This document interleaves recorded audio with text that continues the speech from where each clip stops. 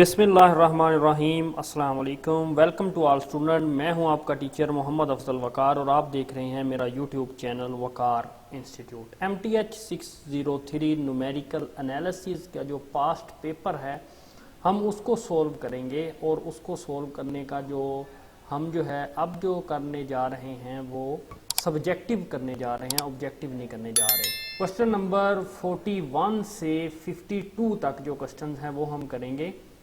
आपका जो 41 क्वेश्चन है तो ये हमारा 41 क्वेश्चन है।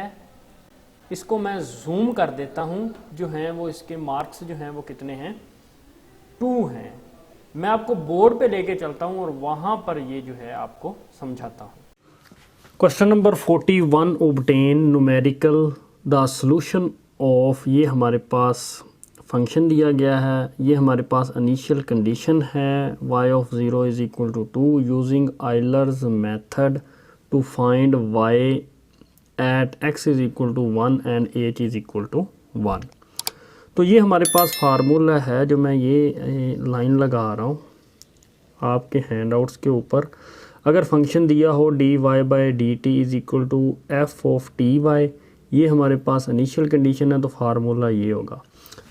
हम जब इस अपने गिवन फंक्शन की तरफ देखते हैं तो यहाँ पर अब t की जगह है, यहाँ पर टी वाई की जगह अब यहाँ पे वेरिएबल जो इस्तेमाल हो रहा है वो इस्तेमाल हो रहा है x।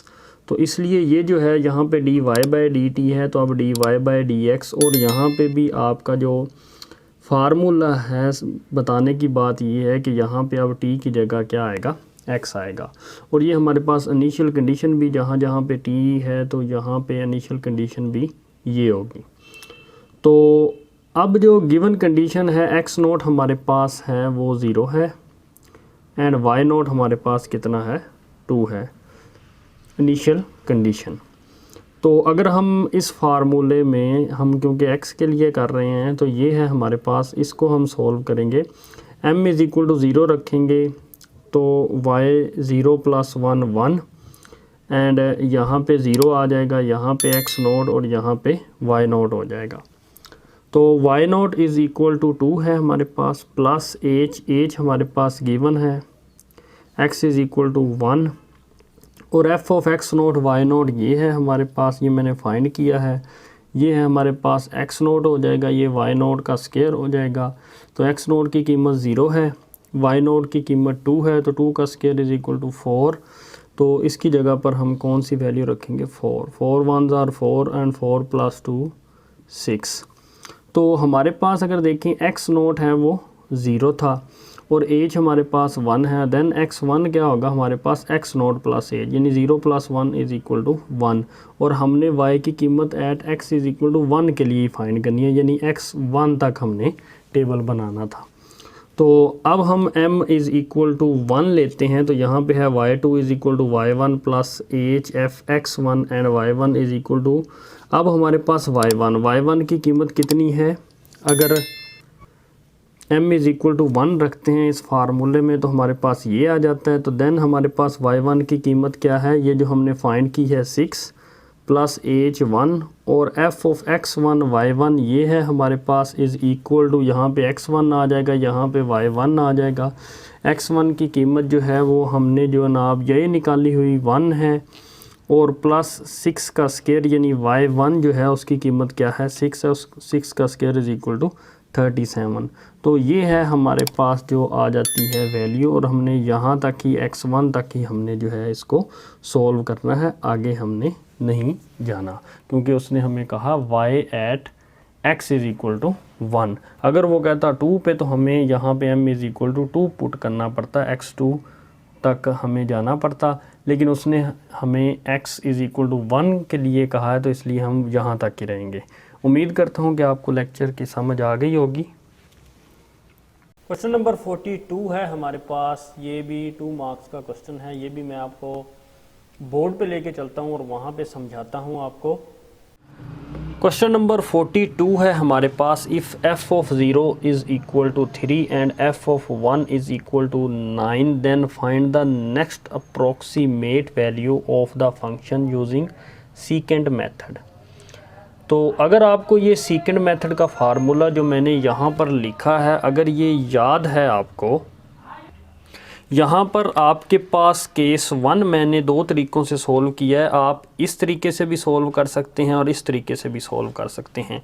आपके पास गिवन है f of 0 is equal to 3 and f of 1 is equal to 9। आप इसको f ऑफ x n रख दें और इसको f of x n minus 1 रख दें।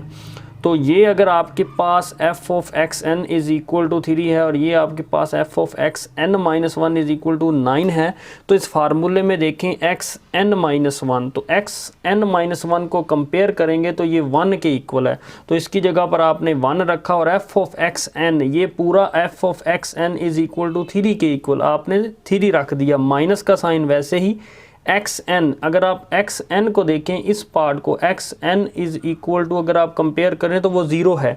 And f of x n minus 1 यानी f of x minus 1 is equal to क्या है 9 है, over f of x n जो है वो हमारे पास 3 है minus f of x n minus 1 वो हमारे पास क्या है 9 है। 3 1s are 3 minus 0 bye minus 6। जब आप इसको सिंप्लीफाई करेंगे तो आंसर आएगा -1/2। ऐसे ही केस 2 है, आपके पास यही 2 वैल्यू गिवंस हैं।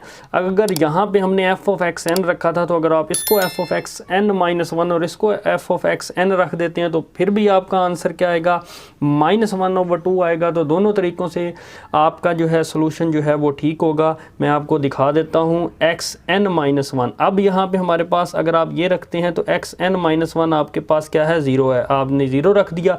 f ऑफ एक्स एन हमारे पास 9 है, हमने 9 रख दिया।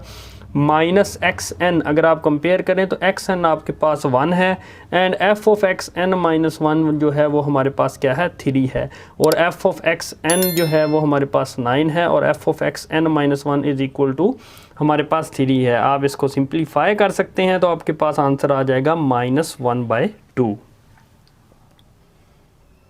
क्वेश्चन नंबर 43 जो है ये 2 मार्क्स का क्वेश्चन है हमारे पास। तो ये भी आपके हैंडआउट्स के ऊपर backward difference formula of D square F of x है। तो मैं इसको जनाब आपको बोर्ड पे लिख देता हूँ ये वाला फार्मूला। क्वेश्चन नंबर 43 है हमारे पास, write backward difference formula for of या for D square F of X. तो ये हमारे पास है D square F of X, हम इसको ऐसे भी डिनोट करते हैं ऐसे भी डिनोट करते हैं और उसका फार्मूला आपके पास ये है 1/a² डेल स्क्वायर, यहाँ पे जो ऑपरेटर है बैकवर्ड डिफरेंस ऑपरेटर उसका square yn plus del 3yn plus 11/12 del 4yn plus 5/6 del 5yn plus so on. तो ये है इसका आंसर।